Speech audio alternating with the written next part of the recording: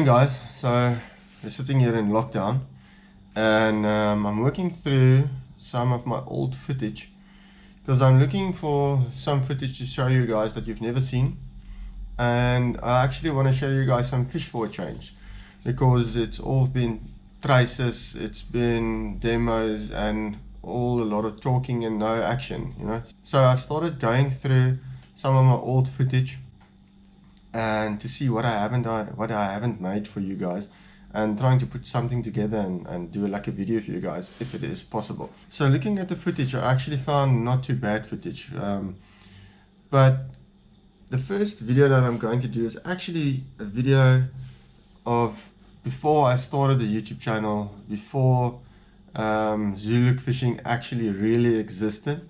I just had the idea of what I wanted to do, so it was a kind of a testing phase before I started doing videos.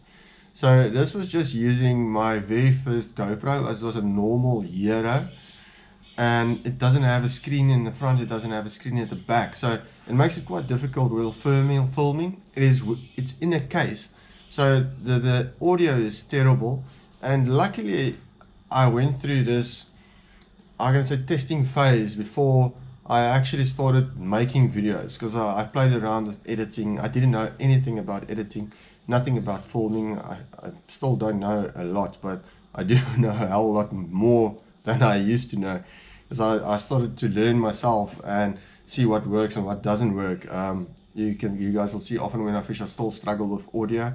When you're fishing from a boat or the guys fishing bass, it's much better to do, easier to do the audio with. You can use an external mic, but we rock and surf anglers, we're constantly wading, constantly in the water. It's very difficult to do audio.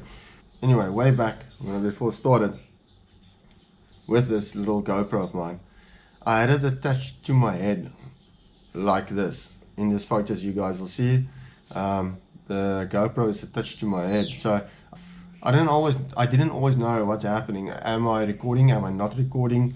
Then I think, and then I'll click record, and I actually stop recording, and I was actually recording for like 40 minutes or half an hour, and I miss all the good stuff, and it was terrible. At one stage I thought of giving up and not doing this channel, and that's not actually starting it because it was such a slip.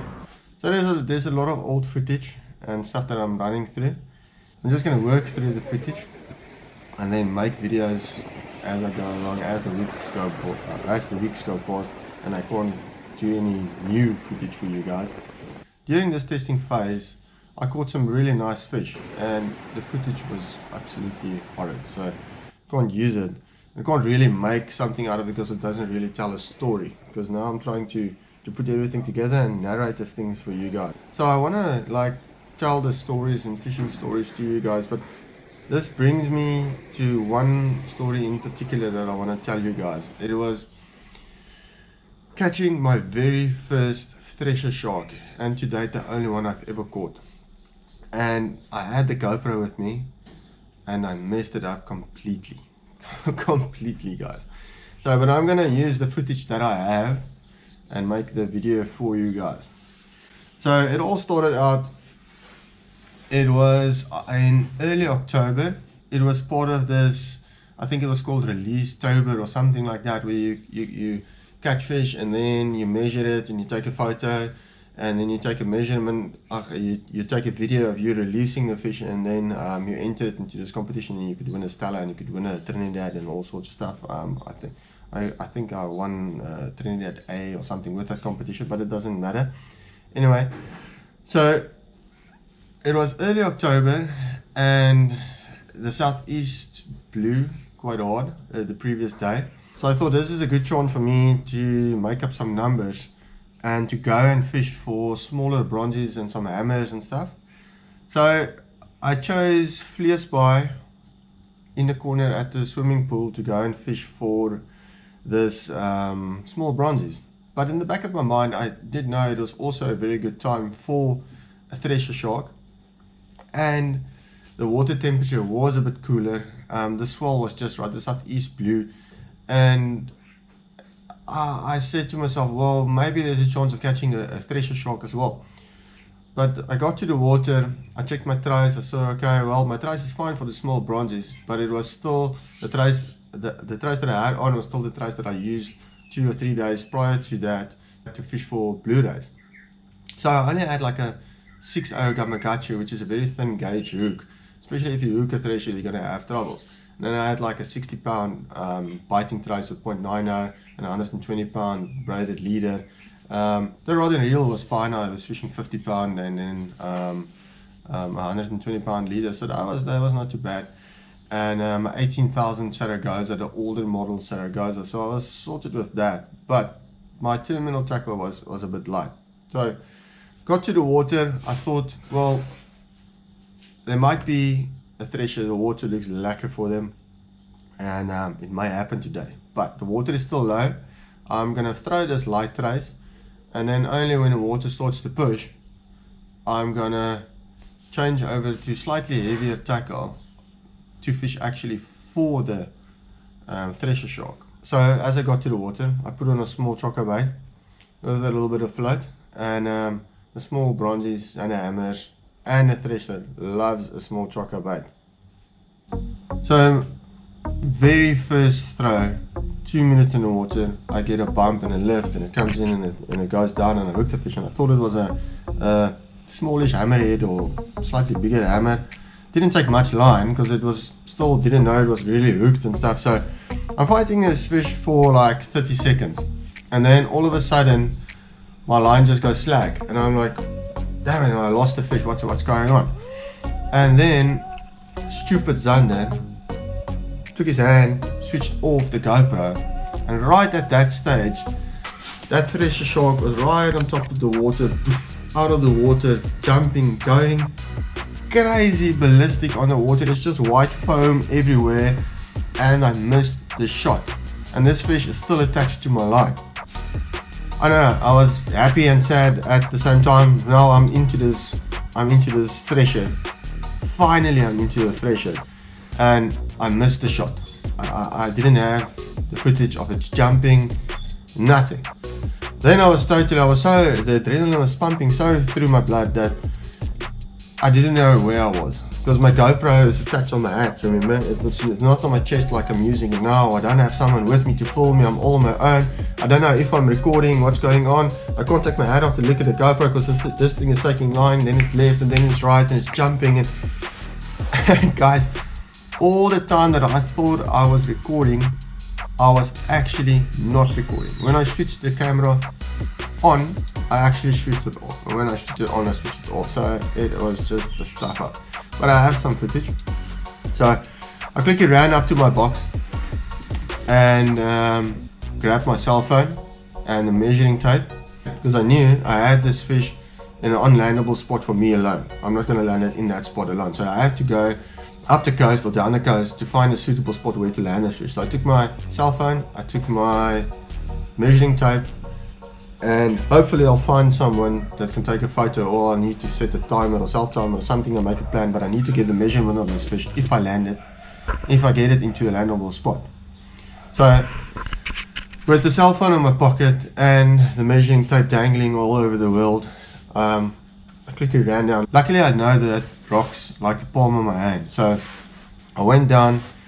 I know exactly where I could land this fish, and I tried to get the fish in that position to land this fish. So yeah, up and down on the rocks, you know, keeping its distance. Now I got the fish under control. It's settled now. It's not jumping, it's not swimming in anymore. It's still a bit erratic, but it's settled. I know I survived the worst part, because the worst part of a thresher shark is that first minute when it takes off and it takes line at a hell of a speed. It jumps, it rolls, it thrashes, and then that's when you lose it. Either the hook pops, the hook trace pops, and the tail can hit the leader off. So many things can go wrong. And remember, I'm fishing just a small 6-hour Gamakatsu thin gauge hook and a light trace and a light snoot. So I can't pull this fish really hard. And yeah, so everything is just against me at this moment. So anyways, working my way down into a spot to land this fish. So still the blood is pumping. It's the adrenaline is just it's insane. I didn't even have that initial run of the thresher on the GoPro. I didn't have any of the fish really taking line at a speed, because that thing, first off, like, I've never ever hooked a fish that's that fast ever in my life, or non-edible, it's for that matter. But just steamed off. So I don't even have that on the GoPro. All I have is me just climbing up and down the rocks and then just fighting this fish. Then you guys will see there's a little point going out to my right. So that fish stayed close to that point, but I can't put too much pressure because it's arcing to the right. And I don't want to give it too much line, because if I give it too much line, it's going to go around that point and it's going to cut me off. And I can't put too much pressure. I'm scared I'm breaking it. I'm scared of breaking something. So it was like a catch-22 in every situation that I was in. And then finally, that fish just turned to my left, and I could hold it to, and then I could hold it and avoid it from going around that point and cutting me off. And then eventually, after not a really long fight, I reckon it was about a 20-25 minute fight, really intense 20-25 minute fight, I got this fish into a landable position. And here's where I messed up again. I did not have the whole landing process of this bloody beautiful thresher shark on the GoPro. I did not record while landing this fish. I don't even have the actual shark on the GoPro. How sad is that? It's just why? But luckily there were some builders that saw me fighting this fish at the bottom, and they came down and also they could assist me. And then luckily they could take some photos for me, and they actually took some really nice photos. So here's some photos of the fish, luckily. But yes guys, it was, for me it was a really lucky fish to catch. It was an awesome experience, and I'm so keen to get another one and to actually film it. But it happened so quick. To get that jump and that thrash on the water on the GoPro or on any camera for that matter it's you're very lucky if you're gonna get it. You actually need like a dedicated cameraman to film you, have a solid camera that can zoom in, and then hopefully you zoomed into where it's actually going to jump, because your line is going left and that fish jumps to the right because it's so fast. It went left and then it turns right, so your line is trailing a bow and it's jumping right. So you think your fish is left, but it's actually right. It's such a messed up story. But luckily, like I said, I landed this fish. To me, at the end of the day, that was what mattered the most for me. It was landing this fish. So yeah guys, that's just a short fishing story. A story of one that didn't get away. And I'm going to work through my footage, and I've seen some other footage that I've actually forgot of, fish that I've caught that I forgot I caught them, and really good fish, like proper size fish. So I'm going to work through that and tell the story for you guys and see if I can't show you guys at least some fishing action during this time. And it's really nice going through all this footage, and it brings back quite a lot of memories. So I'm very glad I started this YouTube channel, because I reckon in 20 years time I'm going to look back at this footage and I'm going to look at it and say, Zander, what the hell did you do? Or geez, times have changed. So I'm really excited for what the future holds. And guys, I really do recommend, even if you're not going to make videos or going to make or going to start a YouTube channel, get yourself a GoPro, strap it on your chest, strap it on your head, anywhere, and start filming some of your experiences. It's really awesome to go back and then watch all this stuff, and it brings so much memories back that you can remember that day so clearly. Guys, if I watch this video, I can smell the ocean, I can hear the waves breaking and crashing on the rocks. It's lekker. So get yourself a GoPro or any action camera for that matter, do some filming, and why not in 10-15 years later you can watch it, you can show it to your kids. What did we do, how did we fish, fishing is evolving so fast. it's just lekker. It's just lekker.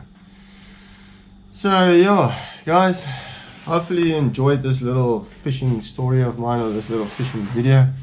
Soon we will get out and we will fish again. I can't wait for it. It's going to be so lekker. As you can see, there's some spoons and stuff lying all over the place. I'm busy sorting my stuff out. I'm very excited for the fishing that's coming. And yeah, guys, please like this video, share it with your mates, and please subscribe.